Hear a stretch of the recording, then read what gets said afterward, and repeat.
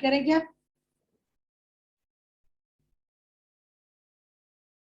Hello, देख लो sir. यार actually पता नहीं कब तक आएंगे बोलती है ना, स्टार्ट करते हैं। ओके, तो लास्ट टाइम अपने कहाँ तक देख लिया था? यहाँ तक देख लिया था ना, 1 Napier is equal to 8.686 dB. तो आपको डीबी में कन्वर्जन करना है या फिर डीबी में कन्वर्जन करना है या नेपियर में कन्वर्जन करना है, तो आप डायरेक्टली इस फैक्टर का यूज कर सकते हो।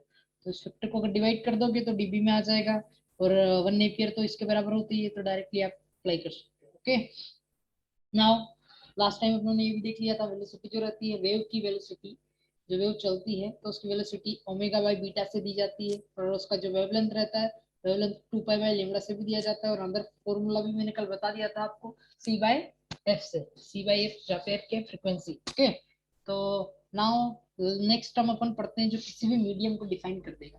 ठीक है, तो वो है लॉस टेंजेंट। ये फिगर आपको ध्यान रखना है, ये जो फॉर्मूला है आपने जो ड्राइव किया है, two theta eta is equal to sigma by omega epsilon, it is very important. तो यहाँ पे जो tan टू थीटा ईटा है ना, जो टू थीटा ईटा वो कौन सा एंगल कहलाता है, पता है आपको? बताओ कौन सा एंगल है? एनीवन? किसी को नहीं पता? No sir. ओके ओके, तो थीटा ईटा कौन सा एंगल है? Impedance angle. ठीक है, देखो उन्होंने अच्छा यहाँ सर, पे हाँ सर पता है सर। इम्पिडेंस भी मैंने बताया था कि इम्पिडेंस कॉम्प्लेक्स क्वांटिटी है, यस सर। को एंगल में और अपन मैग्नीट्यूड में रिप्रेजेंट कर सकते हैं इस प्रकार से। ठीक है, तो जो थीटा ईटा है वो कौन सा एंगल है, जल्दी बताओ? Impedance angle. ठीक है, इम्पिडेंस। या तो ये आपको याद यस रखना है। सर। तो अभी अपन दोनों में रिलेशन भी ड्राइव करेंगे, इम्पिडेंस एंगल और लॉस टेंजेंट का। ठीक है, तो लॉस टेंजेंट अभी अभी डिफाइन करते हैं अपन। ठीक है, तो जो ई और एच फील्ड रहती है, ई एच और एच फील्ड को अपनों ने मैक्सवेल इक्वेशन में किस प्रकार से रिप्रेजेंट किया था? तो अपन एक मैक्सवेल इक्वेशन लिखते हैं यहाँ पे, del cross H is equal to कितना होता है, जे प्लस जेडी, जेडी। या yes sir. J plus JD is equal to how much, sigma E plus J omega epsilon D E. चलेगा? Yes sir. बस अपन फेजर फॉर्म यूज कर रहे हैं यहाँ पे, इसलिए फेजर फॉर्म लिख रहे हैं। ओके, तो ये फॉर्मूला आपको पता है ना, मैक्सवेल इक्वेशन? Yes sir. या अब देखो, ये जो दो टर्म है, एक तो ये टर्म है और दूसरी ये टर्म है, यहाँ पे देखो ये कौन सी क्वांटिटी आपको रियल दिख रही है? Yes sir. This is real, और what is this? Imaginary. Yes, imaginary है ना। तो अपन यहाँ से एक लॉस टेंजेंट डिफाइन करते हैं। तो लॉस टेंजेंट को कैसे दिया जाता है? लॉस टेंजेंट को दिया जाता है आपके intrinsic sorry conduction current upon displacement current से। ठीक है, दोनों का जो रेशियो कहलाता है वो कौन सा कहलाता है? जो रेशियो कहलाता है वो लॉस टेंजेंट कहलाता है। टेंजेंट और लॉस, लॉस का मतलब क्या होता है पता है आपको? This is the loss tangent, loss tangent. Okay, तो लॉस टेंजेंट कैसे दिया जाएगा? दोनों को आपको मैग्नीट्यूड लेना है। फर्स्ट मैग्नीट्यूड किसका लेना है? कंडक्शन करंट डेंसिटी का। दिस इज योर, यहाँ पे मैं एक चीज और ऐड कर रहा हूँ, दिस इज कंडक्शन को सी से रिप्रेजेंट कर रहा हूँ, और एस का मतलब पता है ना आपको, फेजर फॉर्म लिख रहा हूँ। Similarly yes sir. डाइलेक्ट्रिक ये डिस्प्लेसमेंट करंट डेंसिटी को मैं डी से रिप्रेजेंट कर रहा हूँ, और एस को फेजर फॉर्म से यस रिप्रेजेंट। सर। ठीक है, तो आपको इन दोनों का मैग्नीट्यूड लेना है, तो C S upon J D S, this is your J and D S. So this quantity is known as a loss tangent, which is equivalent to also tan and theta. This is your loss tangent. Okay.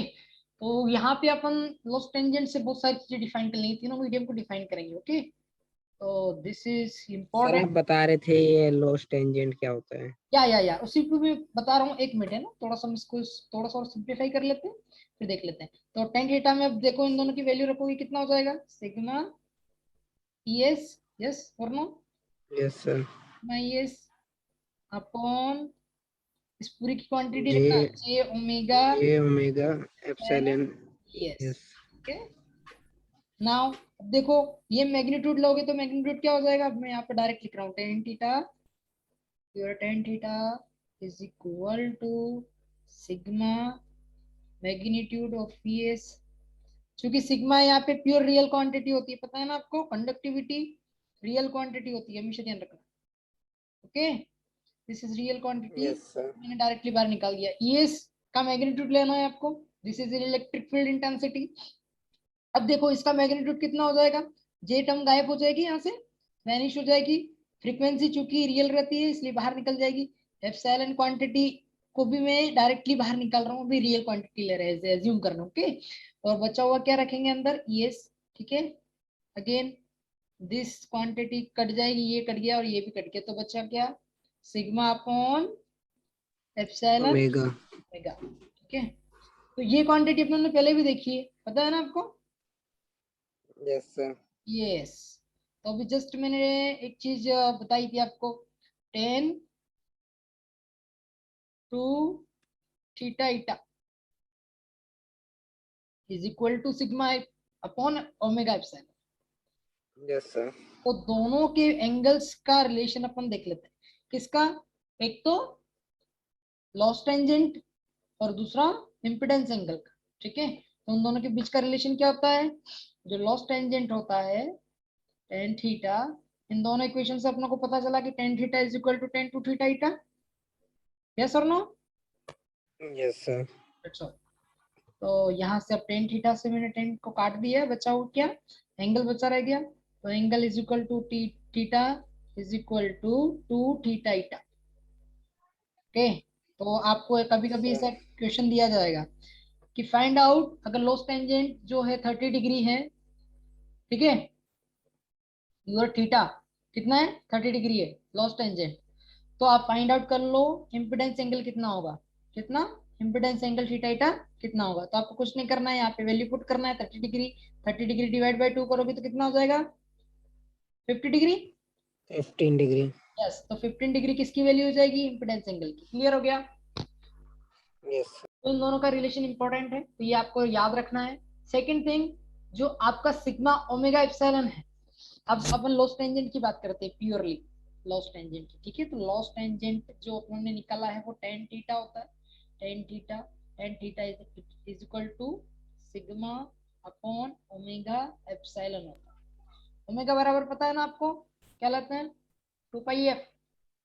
Yes sir. या, तो आपको to pi F ही लेना है हमेशा, तो ये आपको पता है। और एप्सिलॉन परमिटिविटी है, किसी मीडियम को डिफाइन करने के लिए दो क्वांटिटी अपन लेते हैं, एक तो एप्सिलॉन आर और दूसरा एप्सिलॉन नॉट। Epsilon not. ठीक है, तो ये दो क्वांटिटी आपको याद रखना है, तो आपको डायरेक्टली क्वेश्चन आएगा, तो आपको ये दोनों दोनों क्वांटिटी वैल्यू पुट करना है इसमें, और सिग्मा की वैल्यू भी आपको पुट करनी रहेगी। तो सारी तीनों क्वांटिटी की वैल्यू पुट करके आप लॉस टेंजेंट किसी का भी कैलकुलेट कर सकते हो। नाउ अब एक चीज देखते हैं, ठीक है। अब देखो कोई मीडियम जो है, मेरी बात ध्यान से सुनना है ना, कोई मीडियम जो है, यहाँ पे मैंने मीडियम लिख दिया, ठीक है, ये मीडियम है और ये एयर मान लेते हैं, ठीक है, 2 मिनट के लिए, this is your air medium. Okay, या फ्री स्पेस या वैक्यूम भी बोल सकते हो। और नेक्स्ट वन अपना कंडक्टिव मीडियम, कौन सा है, कंडक्टर ले लिया, जिसे कॉपर भी बोल सकते हो, ये कंडक्टर है, कंडक्टर, और इसे कॉपर भी बोल दिया अपना, ठीक है, सी यू डायरेक्टली रिप्रेजेंट कर सकते हैं इसको सी यू से, कॉपर है ना, तो ये सी यू आपका कॉपर है। कॉपर का मतलब समझते हो ना आप? Yes sir. क्या? अब देखो कॉपर अपने पास पड़ा है और एयर, एयर अपने पास पड़ा है, तो ये मीडियम की बाउंड्री है, ठीक है, ये मीडियम अपना बाउंड्री कंडीशन पड़ी है ना, यस सर।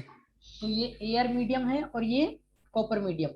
तो अब मैं क्या बोल रहा हूँ कि जो कंडक्टिविटी है किसकी, इसकी सिग्मा की, इसकी जो कंडक्टिविटी रहती है वो कितनी रहती है, ये समथिंग 7 × 10⁻⁷ समथिंग रहती है, ऐसी इसके प्रकार रहती है, 10⁻⁷ ओम पर मीटर भी बोल सकते हो, सॉरी मोह, MHO, MHO मोह पर मीटर। ओके, मोह पर मीटर और साइमन पर मीटर। ठीक है, तो इसकी कंडक्टिविटी इसके बराबर रहती है, किसकी, कॉपर की। और एयर की कंडक्टिविटी कितनी रहती है, सर 1 या 0।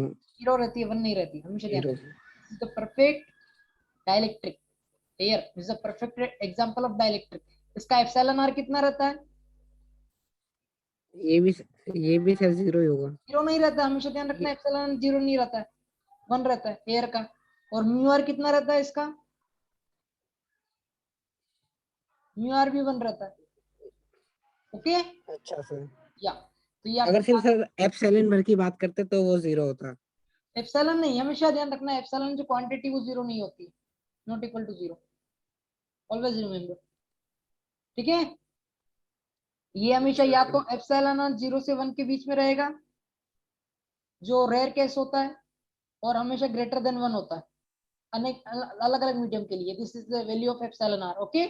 एप्सिलॉन आर की, क्योंकि अपने को पता है एप्सिलॉन नॉट की वैल्यू तो कांस्टेंट है, epsilon not is equal to 1/4 pi, sorry 36 pi into 10⁻19, sorry 9। ये अपनों ने बताई भी थी तेरे को, मतलब बताई भी थी सबको last time, farad per meter, yes sir. Okay. तो हमेशा ध्यान रखना है, this is the rare case, epsilon R की वैल्यू 0 से 1 के बीच में थी। देखो यहाँ पे 0 के ऊपर इक्वलिटी का साइन नहीं है, इसका मतलब 0 नहीं होती, क्लियर है ना। Okay sir. ओके, तो ये रेयर केस होता है, तो अभी इसके बारे में अपन डिस्कस नहीं करेंगे। अपन हमेशा जो केस डिस्कस करेंगे वो epsilon r is greater than 1 के लिए करेंगे, और इक्वल टू 1 के लिए, ओके। तो यहाँ पे अगर इक्वल टू 1 हो जाएगा, इसका मतलब कौन सा मीडियम है, एयर मीडियम। और चूंकि एयर मीडियम है, तो एयर मीडियम को दो प्रकार से भी आप बोल सकते हो। This is the non magnetic media. कौन सा media, non magnetic media. Why non magnetic media, because mu r is equal to कितना है इसका, 1 है, दैट्स वाई। क्लियर हो गया। Yes sir. तो मैंने एयर को डिफाइन कर दिया है यहाँ पे, तो आपको पता चल गया ना कि जिस जिसका सिग्मा 0 हो, एप्सिलॉन आर कितना हो, 1 हो, और म्यू आर कितना हो, 1 हो, वो कौन सा मीडियम कहलाता है, या तो वैक्यूम कहलाता है, फ्री स्पेस कहलाता है, या एयर मीडियम कहलाता है, तीनों भी बोल सकते हो, ओके। तो सब में आप यहाँ पे ये कॉमन चीज कंसिडर करोगे। नाउ अब कंडक्टिव मीडिया की बात कर रहे हैं अपन कॉपर की, तो कॉपर की मीडिया की बात करते हैं तो क्या बोलते हैं, सिग्मा की वैल्यू कितनी हो गई, 7 × 10⁻7 मोह पर मीटर। इसको मोह MHO बोलते हैं ना, MHO पता है आपको, मोह पर मीटर। Yes sir. यस और सर। इसको उल्टा ओमेगा से भी डिनोट करते हैं इस प्रकार से, ओमेगा पर मीटर, ये यूनिट है इसकी, है ना, मोह पर मीटर, और साइमन पर मीटर, एस पर मीटर, ओके। तो 3 यूनिट है इसकी, तो ये तीनों यूनिट आपको याद रखना है। नाउ एक चीज तो मैंने बता दिया, अब बताओ म्यू आर कितना होना चाहिए इसका, एप्सिलॉन आर कितना होना चाहिए। This is epsilon r, epsilon r कितना है इसका, कौन बताएगा। सर ये ग्रेटर होना चाहिए। नहीं नहीं, बट एप्सिलॉन आर और म्यू आर फिर भी दोनों के लिए 1 1 ही होता है, कॉपर के लिए, हमेशा ध्यान रखना, ठीक है। अच्छा सर। ओके, समझ में आ गया आपको। Okay sir. सर या ये हर मीडियम के लिए होगा। हाँ, ये केवल हर मीडियम के लिए, यहाँ पे देखो मैंने क्या कौन सा कॉपर डिफाइन किया है ना आपको, यस सर। CU, तो उसी के लिए वैलिड है, बाकी अदर सर मीडियम के लिए आपने एक अपन बार फेराइट का भी एग्जांपल लेकर बताया था या आपने। फेराइट का, तो फेराइट के लिए म्यू आर रहता है, कितना रहता है, म्यू आर रहता है समथिंग 80 50 समथिंग रहता है, ओके। तो उसके यस लिए सर। है 50 रह सकता है, 80 रह सकता है, 1000 समथिंग भी जाता है, अलग अलग डिपेंड करता है कि कौन सा कितना कितना मैग्नेटिक मीडिया है, ओके, कितना मैग्नेटाइजेशन उसमें जल्दी हो जाता है उस मीडियम। तो अभी अपन यहाँ पे कॉपर की बात कर रहे हैं और एयर की बात कर रहे हैं, ठीक है। तो दोनों की बात कर रहे हैं ना, तो मैंने इन दोनों में आपको डिफरेंस बता दिया है। नाउ अब देखो यहाँ पे जो सिग्मा इसका कितना है, 10 की पावर से कितना हाईएस्ट है, सिग्मा की वैल्यू कितनी है, हाई है, कितनी है यहाँ पे सबसे ज्यादा है, तो इसको बोलते हैं greater than, very very greater then high, यानी एक से भी बहुत ज्यादा बड़ा है। अब यहाँ पे जैसे मैंने ये साइन लगा दिया ना, डबल, इस डबल का मतलब होता है आपको कंपैरिजन करना है 100 से, किससे कंपैरिजन करना है, 100 से। मतलब मैंने बोल दिया 100। Sigma is very very greater than 1, इसका मतलब sigma is greater then 100, okay. Yes sir. इसका मतलब समझ में आ गया आपको। नाउ अब देखो, जो क्वांटिटी है टेंजेंट, लॉस टेंजेंट को पिक्चर में लेकर आते हैं फॉर कॉपर के लिए, ठीक है। दोनों मीडियम के लिए अपन अलग अलग डिस्कस कर लेंगे, तो कॉपर के लिए पहले डिस्कस कर लेते हैं, ठीक है। तो tan theta is equal to sigma upon omega epsilon, omega epsilon, okay. तो सिग्मा कितना है, देखो यहाँ पे 7 × 10⁻7 है, जो कि बहुत ज्यादा यस क्वांटिटी है, सर। 100 से भी ज्यादा। इसका मतलब अपन क्या लिख सकते हैं कि sigma is very very greater than 1, तो this whole quantity is greater than 1, yes और no. Yes sir. Yes sir. या तो अब देखो sigma is very very high, अब दो ओमेगा एप्सिलॉन को उधर भेज दो, कितना हो जाएगा, ओमेगा एप्सिलॉन। तो एक कंडीशन ये, तो ये जो है ये दूसरी कंडीशन क्या बन रही है, ये वेरी वेरी हाई है एक से, ठीक है। तो इसका मतलब टेन थीटा भी वेरी वेरी हाई होना चाहिए, tan theta is greater than 1। Okay, समझ में आ रहा है आपको इसका मतलब? Yes sir.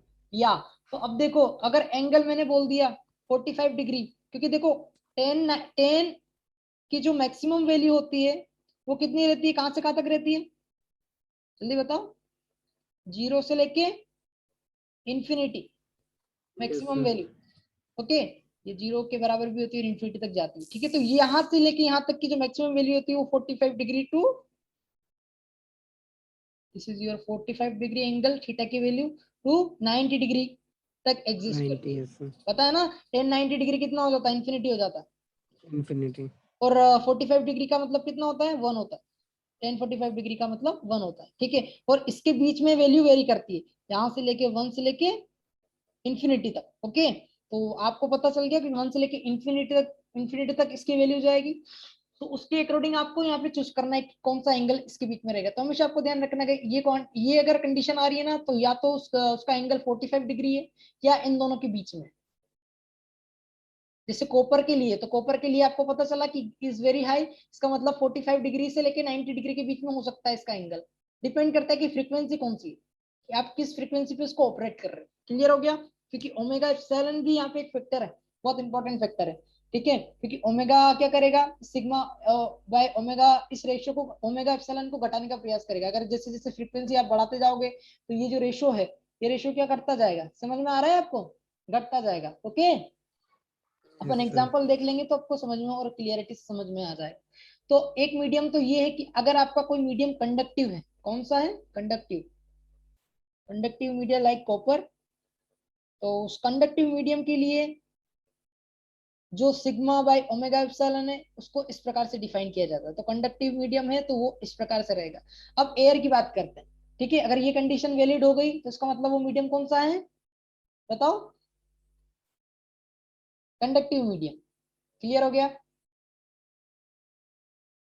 Hello? Yes sir. या और अब देखते हैं एयर के लिए, देखते हैं। ठीक है, अब मुझे बताओ एयर के लिए क्या होता है, loss tangent omega epsilon tan theta is equal to sigma by omega epsilon.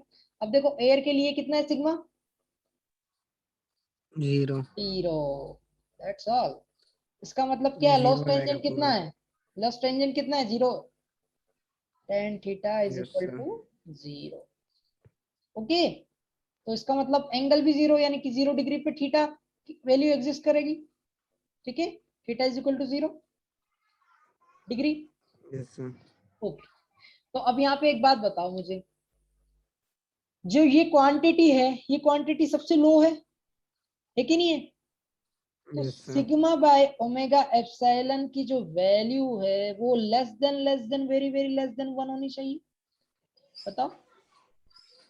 Yes sir. इसका मतलब अब देखना, अगर यहाँ पे लेस देन का यूज किया है तो 0.01, समझ लो इस बात को। जैसे ग्रेटर देन के लिए किया था 100। 100। सिमिलरली आपको यहाँ पे यूज करना है सिग्मा बाय ओमेगा एप्सिलॉन का जो रेशो है वो अगर 0.01 के समथिंग आता है तो वो मीडियम कौन सा होगा, इसका जो रेशो है, अगर इसके वैल्यू इसके इक्विवेलेंट भी आ गया, ठीक है, तो वो जो मीडियम होगा वो कौन सा मीडियम कहलाएगा, air medium. Air medium. Clear है, एयर मीडियम। अपन यहाँ यस पे सर। परफेक्ट एयर की बात कर रहे हैं, इसलिए सिग्मा की बिल्कुल वैल्यू को अपने जीरो नेग्लेजिबल कर लिया है, जीरो कर लिया है, लेकिन इसकी वैल्यू समथिंग 0.00000 समथिंग 1 होती है। समझ में आ रहा है? Yes sir. ये this is the perfect conductor के लिए अपनों क्या, परफेक्ट एयर मीडियम और डाइलेक्ट्रिक मीडियम के लिए, परफेक्ट डाइलेक्ट्रिक मीडियम के लिए मैंने इसको 0 कर दिया। क्लियर हो गया आपको? लेकिन प्रैक्टिकल सिचुएशन में क्या रहता है, ऐसा रहता है सिग्मा की वैल्यू नॉन जीरो यस रहती है, सर। बहुत कम रहती है, लेकिन हाँ इतनी रहती है। Okay, that's why we are taking this condition. Okay, समझ में आ रहा है आपको? तो yes sigma sir. By omega epsilon की जो value very very less than 1, इसका मतलब है ये है कि सिग्मा जब वेरी वेरी लेस रहेगा बाय ओमेगा एप्सिलॉन, तो उस मीडियम को अपन क्या बोल सकते हैं, परफेक्ट डाइलेक्ट्रिक बोल सकते हैं। क्या बोल सकते हैं? अगर ये कंडीशन वैलिड हो गई तो वो कौन सा मीडियम कहलाएगा, perfect, perfect dielectric. Perfect dielectric. और अपन इसको इससे भी डिफाइन कर सकते हैं, उसका सिग्मा 0। क्लियर है? सिग्मा कितना है, यस सर। 0। 0। या अब देखो एक चीज और बता देता हूं मैं आपको इसी के साथ। Sigma by sigma is greater then very very omega epsilon. इसका मतलब ओमेगा एप्सिलॉन का जो रेशियो वो सबसे ज्यादा हाई होना चाहिए, यस और नो? Yes, sir. तो ऐसा मीडियम जिसका सिग्मा तो 0 हो, ठीक है, और एप्सिलॉन जो है वो not equal to 0, very very high हो, ग्रेटर देन 1, चलेगा? देखो ये क्वांटिटी बढ़ती जा रही है, फ्रीक्वेंसी भी अपन बढ़ा सकते हैं, इसमें कोई कोई इशू नहीं, फ्रीक्वेंसी भी बढ़ा रहे हैं और एमेगा एप्सिलॉन की वैल्यू भी बढ़ा रहे हैं, तो यहाँ पे ये कंडीशन वैलिड हो जाएगी ना। देखो एप्सिलॉन और ओमेगा का जो रेशियो जो मल्टीप्लिकेशन फैक्टर है वो दोनों का बढ़ता ही जा रहा है, और ये जो सिग्मा है वो 0 के बराबर है, तो ये कंडीशन वैलिड है कि नहीं, ये बताओ? This is Yes, sir. 0 is greater then something 798, अगर इन दोनों का मल्टीप्लाई किया तो इस प्रकार से कोई रेशियो आएगा जो मल्टीप्लिकेशन फैक्टर आएगा 798, ठीक है, तो इट इज, ये कंडीशन ट्रू करता है, that's why we are saying this is a perfect conductor, perfect sorry perfect dielectric है ना, तो this is condition valid for perfect dielectric. Okay, तो परफेक्ट डाइलेक्ट्रिक के लिए आपको समझ में आ गया, सिग्मा 0 होना चाहिए, और परफेक्ट कंडक्टर के Yes, लिए, sir. परफेक्ट कंडक्टर के लिए सिग्मा कितना रहना चाहिए? इंफिनिटी। Okay, Yes, sir. अभी ऊपर वाले अपनों ने एक चीज देखी थी, जो कॉपर के लिए मैंने एग्जांपल दिया था ना आपको, एक मिनट है ना, जो कॉपर के लिए मैंने एग्जांपल दिया था, जो कंडक्टिंग मीडियम था वो कितना हाई हाई वैल्यू लिया था, कितना, सिग्मा इक्वल टू 7 इंटू 10 की पावर 7, लेकिन अगर आइडियल कॉपर की बात करें तो सिग्मा कितना रहता है उसका? इंफिनिटी। ओके, तो सिग्मा अगर इंफिनिटी है तो this is said to be perfect conductor. Otherwise अगर सिग्मा फाइनाइट है, नॉट इक्वल टू 0, फाइनाइट है, तो उसका मतलब ये है कि वो गुड कंडक्टर है। कौन सा है? Good conductor. समझ में आ गया आपको? तो अभी जो अपनों ने ये Yes, वैल्यू sir. ली है ना, तो उसके लिए अपन ये भी कह सकते हैं कि this is the good conductor. Okay, तो ये था लॉस टेंजेंट, जो डिफाइन करता है किसी भी मीडियम को, एयर हो या परफेक्ट डाइलेक्ट्रिक हो या गुड गुड कंडक्टर हो। ठीक है, समझ में आ गया आपको? ये कंडीशन वैलिड करवानी है, तो जैसे कंडीशन वैलिड हो जाएगी तो आपको पता चल जाएगा कि कौन सा मीडियम आपके पास है। तो यहाँ पे ये भी पढ़ सकते हो आप, where tan theta is known as a loss tangent and theta is a loss angle, तो इसे लॉस एंगल भी बोल सकते हो, ठीक है, ऑफ द मीडियम। कौन सा? Of the medium, as illustration in the figure. यहाँ पे आप इसको इस प्रकार प्लॉट भी कर सकते हो। ओके, तो प्लॉट में तो कुछ नहीं है, दिस इज नॉर्मलियर केस, एक्चुअली आपको सबको ही आता है, this is JS upon JD, अपनों ने अभी जस्ट किया है, सिग्मा अपॉन ओमेगा एप्सिलॉन का जो रेशियो लेते हैं, पता है ना, तो अपन डायरेक्टली ट्रिग्नोमेट्रिक फॉर्मूला यूज करते हैं, तो ऐसा भी आप इसको रिप्रेजेंट कर सकते हैं, तो उसमें कोई इशू नहीं है।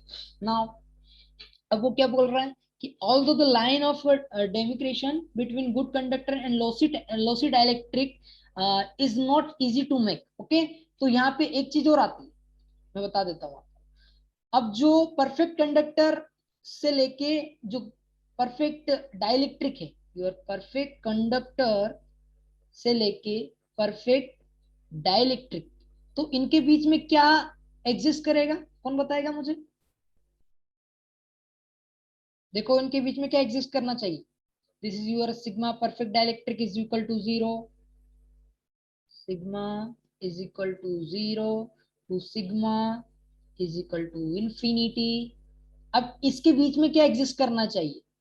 अगर सिग्मा फाइनाइट है, मैंने बोला था लास्ट टाइम भी, अगर सिग्मा फाइनाइट है, सिग्मा अगर फाइनाइट है तो इसका मतलब वो कुछ ना कुछ रेजिस्टिविटी देगा, यस और नो?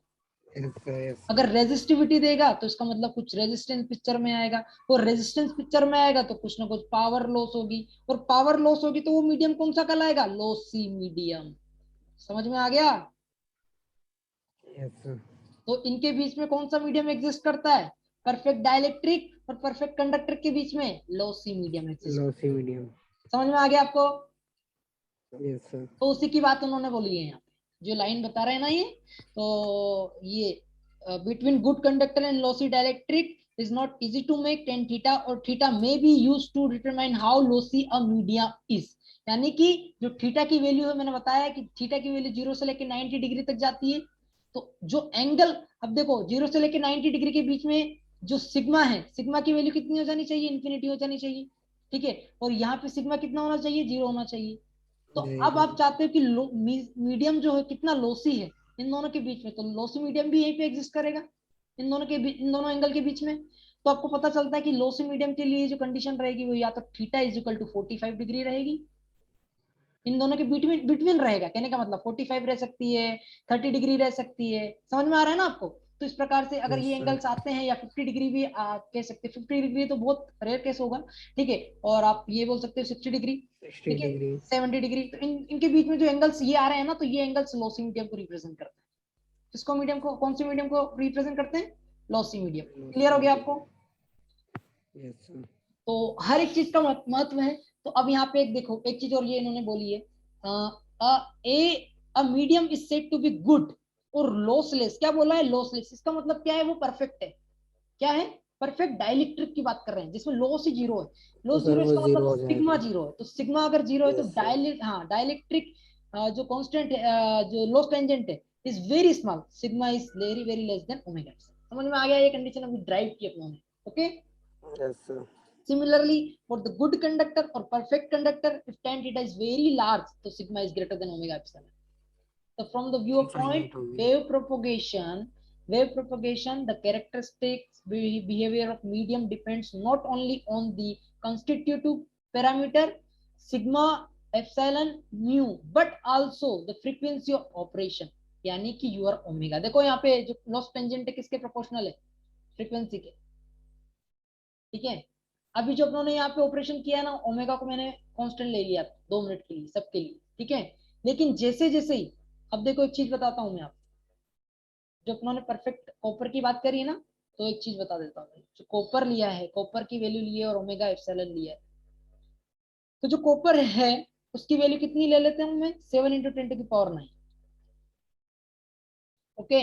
और ओमेगा अभी मैंने यू चूज नहीं किया, और एप्सिलॉन कितना है? 1/36 पाई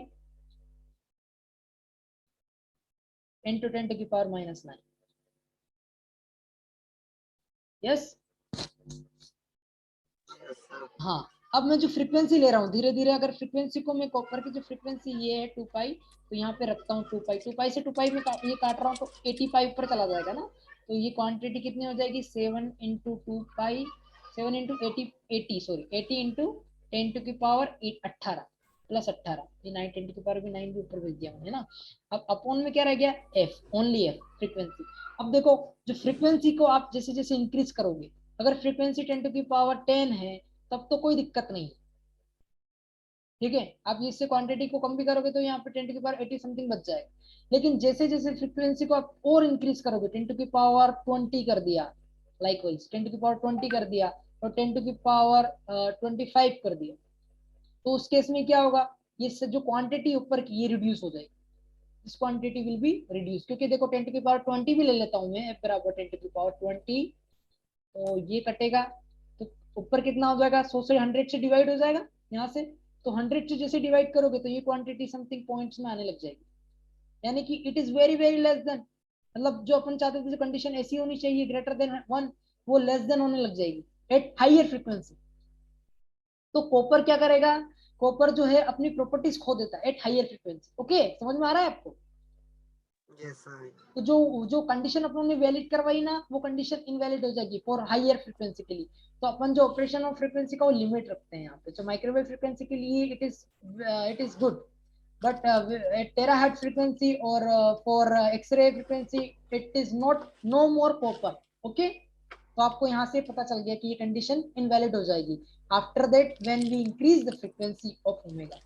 ओके। तो वही चीज वो Yes, कहना sir. चाहते हैं, तो आपको ये भी याद रखना है। लास्ट टाइम तो आप फ्रीक्वेंसी ऑफ ऑपरेशन का यही महत्व है यहाँ पे कि ये फ्रीक्वेंसी के ऊपर भी डिपेंड करता है, as well as sigma epsilon mu.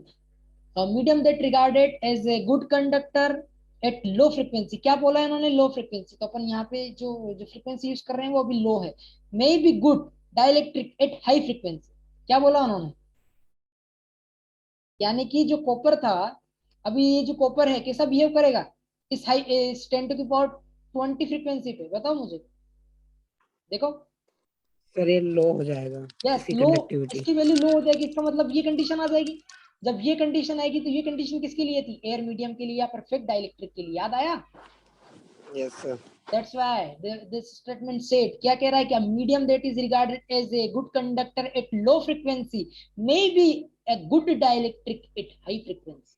समझ में आ गया इसका मतलब? Yes, sir. तो ये है इस पूरे पैराग्राफ का मतलब लॉस टेंजेंट। तो ये इतना मुझे थोड़ा एक्सप्लेन करना पड़ा, आधा घंटा। तो सर इसका वो मतलब उसमें भी ये होगा, हाँ, अगर एयर मीडियम की बात करेंगे हम, एयर डाइलेक्ट्रिक की बात करेंगे, परफेक्ट डाइलेक्ट्रिक में, तो क्या उसमें भी अगर हम फ्रिक्वेंसी बढ़ाएंगे तो किसमें किसमें, हाँ डायरेक्ट्रिक, हाँ देखो ना, अगर आप फ्रीक्वेंसी इंक्रीज कर रहे हो तो उसमें तो कोई दिक्कत ही नहीं है ना। देखो एक मिनट बता देता हूँ, एक मिनट क्लियर हो जाए। अब आप बात करो डाइलेक्ट्रिक की, सिग्मा बाय ओमेगा एप्सिलॉन। अगर आप फ्रीक्वेंसी बढ़ा रहे हो तो इसमें तो कोई इश्यू नहीं है, अगर मीडियम डाइलेक्ट्रिक है, yes perfect sir, zero dielectric, ही है वो तो, इसमें तो एक इंक्रीज परसेंट करते जीरो जाओ ही है। तो ये क्वांटिटी ऑलवेज रिड्यूस होती जाएगी हमेशा। तो परफेक्ट डाइलेक्ट्रिक में यस इशू नहीं है, लेकिन कंडक्टर में इशू है। जो कॉपर रहता है वो कॉपर अपनी जो कंडक्टिविटी वो खो देता है, मतलब प्रॉपर्टीज खो देता है। कंडक्टिविटी तो क्या खोएगा, प्रॉपर्टीज खो देता है। क्या है इसके कारण, इस रेशियो के कारण, इस लॉस टेंजेंट के कारण। समझ में आ रहा है ना? जो कंडीशन पहले यस ऐसी सर। थी अब वो कंडीशन ऐसी होगी एट हाई फ्रीक्वेंसी। तो ये लो फ्रीक्वेंसी के लिए है और ये हाई फ्रीक्वेंसी के लिए। समझ में आ गया? तो लो फ्रीक्वेंसी के लिए it behave as a conductor, normal conductor, लेकिन at high frequency it behave as a dielectric. आ गया समझ में आपको? Yes sir. तो आपको यही जो कंडीशन है टेन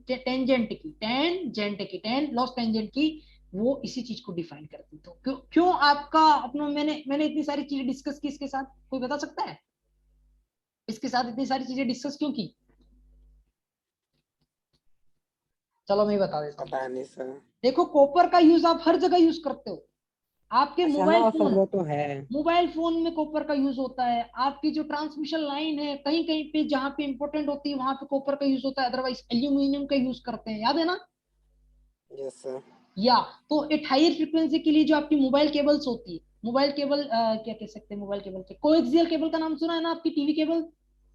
यस सर। तो कोएक्सियल केबल में भी कॉपर यूज करते हैं। तो एट लो फ्रीक्वेंसी पे यूज करते हैं। कौन सी? एट लो फ्रीक्वेंसी पे या मेगाहर्ट्ज में रहती है। ओके, तो वो जो फ्रीक्वेंसी है वो किस में आता है, इसमें आ जाता है लो फ्रीक्वेंसी, यानी कि वो कंडक्टर की तरह बिहेव करता है। लेकिन जैसे ही हाई फ्रीक्वेंसी पे और चले जाते हैं तो उस फ्रीक्वेंसी पे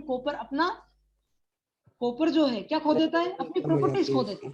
अपनी प्रॉपर्टीज खो देता है तो बिहेविंग एज ए डाइलेक्ट्रिक। तो डाइलेक्ट्रिक तो डाइलेक्ट्रिक्स। आपका current carry conductor as a current को कैरी करके नहीं जा सकता ना। Okay, yes sir. इसलिए अपन ऑप्टिकल फाइबर का यूज करते हैं, ओएफसी केबल पिक्चर में आई, ठीक है? अच्छा ओके सर। या आपने देखा होगा कि जो एक लोअर फ्रीक्वेंसी रेंज है और एक हाई फ्रीक्वेंसी रेंज है, तो लोअर फ्रीक्वेंसी की रेंज के लिए कोएक्सियल केबल यूज कर सकते हैं, कोएक्सियल केबल यूज कर सकते हैं, है ना? और जो अपनी ट्रांसमिशन रहती है उसके लिए ऑप्टिकल फाइबर केबल यूज करते हैं, क्योंकि वो बहुत 13 हर्ट्ज फ्रीक्वेंसी पे वर्क करती है। तो ये हाई फ्रीक्वेंसी पे और ये मेगा हर्ट्ज फ्रीक्वेंसी पे जो कॉपर रहता है, कॉपर का अपन इसलिए यूज नहीं कर सकते क्योंकि वो अपनी प्रॉपर्टी खो देता है। मीडियम एयर मीडियम बन जाता है, एक्चुअली डाइलेक्ट्रिक मीडियम बन जाता है, परफेक्ट डाइलेक्ट्रिक मीडियम बन जाता है। That's why we are not using at high frequency. Okay, समझ में आ गया ना आपको? तो लॉस टेंजेंट का मतलब यस ये है। सर। तो अपन हाई फ्रीक्वेंसी के लिए इसका अल्टरनेट क्या है, आप टेराहर्ट्ज फ्रीक्वेंसी पे जाएंगे तो टेराहर्ट्ज फ्रीक्वेंसी के लिए कम्युनिकेशन के लिए आप क्या यूज करोगे, तो अपन यहाँ पे ओएफसी केबल यानी कि ऑप्टिकल फाइबर केबल का यूज करो। समझ में आ रहा है? Yes sir. So it is very important. That's why this topic is very important. Tan theta is equal to sigma by omega epsilon. तो ये इतनी सी क्वांटिटी यहीं तक सीमित नहीं है। अभी तो मैंने इसकी एक छोटी मोटी एप्लीकेशन या कुछ ही बताई है, लेकिन इसका आप जैसे आप रिसर्च में जाओगे तो this parameter is very important, highly important. आपका जो so called microstrip patch antenna नाम सुना है? Antenna yes sir. आपके मोबाइल फोन में एक एंटीना देखा होगा कहीं पे इस प्रकार से लगा हुआ रहता है। दिस यस इज, सर, होता है सर, रेडियो वगैरह में भी। है ना, सब में रहता है। ये माइक्रोस्ट्रिप पैच एंटीना है तो उसमें क्या रहता है, कॉपर रहता है। कॉपर रहता है ग्राउंड में, उसके ऊपर यहाँ पे इस प्रकार का पेच रहता है। तो इस पेच में क्या लॉस टेंजेंट डिफाइन करता है। तो लॉस टेंजेंट का बहुत इंपॉर्टेंट है। लॉस टेंजेंट ही आपका जो रेडिएशन है वो इंक्रीज करवाता है फिर। ओके, तो इट इज वेरी इंपॉर्टेंट। तो यस उसको लॉस सर। टेंजेंट कैसे बढ़ाया है, तो वो सारी चीजें टेक्निक्स है, तो आप रिसर्च में पढ़ सकते हो, चाहो तो कर सकते हो, कोई इशू नहीं। तो बहुत सारी चीजें इस एक ही चीज पे ऊपर बहुत सारी चीजें डिपेंडेंट है। That's why the topic is very important. Now the relation मैंने बता दिया कि theta is equal to theta eta होता है, ठीक है? और नाउ एक चीज और मैं बता देता हूँ, complex permeability. Sorry permittivity, complex permeability भी बोल सकते हो, परमिटिविटी भी बोल सकते हो। चलो मैं बता ही देता हूँ आपको, तो इसको थोड़ा सा मैं क्लियर कर लेता हूँ। नाउ अपनों ने मैक्सवेल इक्वेशन देखी थी, डेल क्रॉस, क्या देखी थी, del cross h s is equal to, बोलो पार्टिसिपेंट, मतलब यस सर। बच्चे गायब हो गए क्या, इससे क्या बात हुई? तीन ही बच्चे रह गए। पता नहीं सर। ओके, तो अपन इनको अटेंडेंस नहीं देंगे, बाकी तीनों को देंगे, ठीक है। तो del cross H is equal to कितना हो गया ये, j plus j D s j plus j, sigma या जे प्लस जे डी भी बोल सकते सिग्मा ई हो, या sigma E plus plus J J omega omega epsilon epsilon E S. Yes yes, okay. अब देखो ईएस कॉमन निकालो इसमें से, ईएस को मैंने कॉमन ले लिया, अब अंदर क्या बचा रह गया, sigma plus J omega epsilon.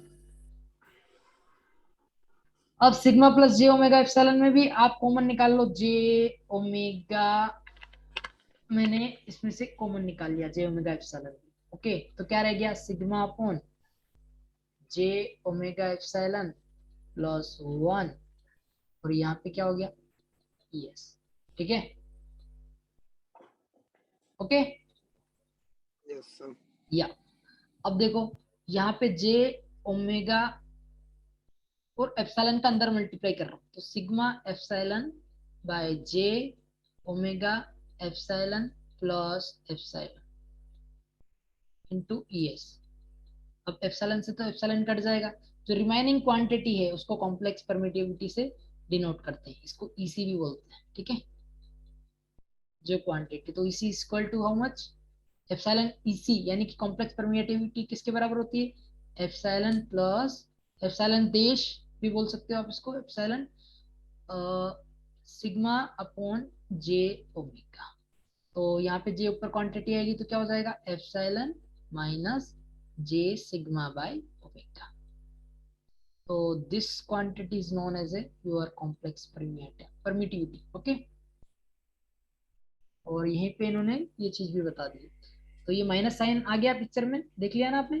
मैंने अगर एप्सिलॉन का मल्टीप्लिकेशन नहीं किया होता तो बराबर हो जाती। तो ये क्वांटिटी जो है EC 1 minus j sigma by omega epsilon is known as a complex permittivity, that's why we are saying EC. Similarly permittivity भी होती है, permeability भी होती है, तो वो भी इसी सेकंड मैक्सवेल इक्वेशन से आप ड्राइव कर सकते हो, कोई इशू नहीं। तो यहाँ पे आप टेंजेंट के टर्म में भी लिख सकते हो, क्योंकि देखो यहाँ पे सिग्मा अपॉन ओमेगा एप्सिलॉन है, सिग्मा अपॉन ओमेगा एप्सिलॉन को क्या लिख सकते हैं, टेन थीटा। तो इन टर्म्स ऑफ आप टेन थीटा चाहते हो लॉस टेंजेंट, तो उसको ऐसे रिप्रेजेंट कर सकते हो।